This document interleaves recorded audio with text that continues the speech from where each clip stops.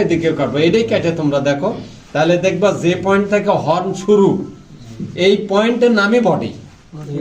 এই আমি যখনই 3টা রিং পার করবো, দেখ চিকন কলম বা কিস থাকলে ভালো হতো, পাইপ এই যে এটা ঢুকবে না, মোটা কলম তো, আর এটা বকনা গরু ডাকো আসেন ঢুকবে না। যাক, আমার কথা হলো তোমরা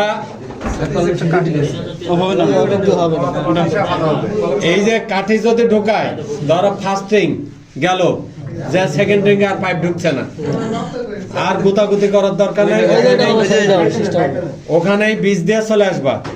মানে যেখানেই বাধা পাইবা সেখানে মিছিল করার সময় কি করে, যেখানে পুলিশের ব্যারিকেড ওখান থেকে চলে আসো।